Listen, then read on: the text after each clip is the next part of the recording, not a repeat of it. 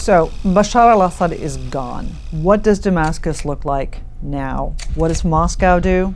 What does Tehran do? The immediate impulse for everybody will be to sue for peace. Not clear that ISIS, the Free Syrian Army, Jabhat al-Nusra, or any of the other groups on the ground will sign up to that. But there will be huge pressure from Western countries that are backing some of those groups, as well as from Putin and from Khamenei, to sue for peace, because they will argue it is an end to the refugee crisis. Is it a peace brokered by the Russians and the Iranians? If so, they're the winners, hands down. If Assad is out against his will, he's been defeated, his Alawites are gone from Damascus, Iran is the big loser. The Assad regime is Iran's only Arab ally and its most important proxy. It's the reason they've put everything on the line to keep Assad in power. Russia could manage this in a variety of different ways. If there's an Alawite regime, they'll have a port, they'll have influence, they will be major players on the ground. They've already got a lot of military assets there, they'll probably leave them there.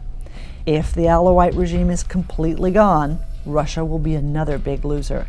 It will lose its toehold in the region, it will look like it was defeated, and suddenly its narrative of victory from Crimea to Luhansk to Donetsk to Damascus will be over.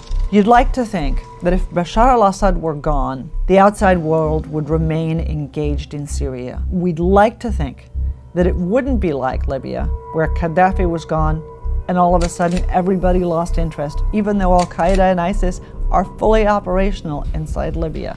Well, that's what we'd like to think. I don't think anybody has thought through what a post-Assad conflict with ISIS and al-Qaeda would look like, and who our champions would be, who would govern Syria, or what the Russians and Iranians would do in that case. In foreign policy, there isn't always an answer when you ask the question, what if? But we should always consider the possibilities. What if Bashar al-Assad is gone? What if Jabhat al-Nusra takes Damascus? What if Hezbollah establishes itself on the Israeli border in Syria?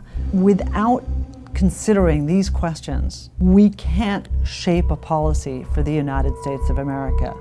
And because the president hasn't considered those questions, we have no policy right now in Syria.